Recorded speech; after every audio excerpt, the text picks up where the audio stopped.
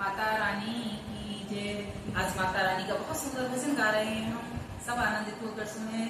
और नवरात्र स्टार्ट होने वाले हैं तो माता रानी का ये भजन अवश्य गाएं। बहुत सुंदर भजन करते हैं।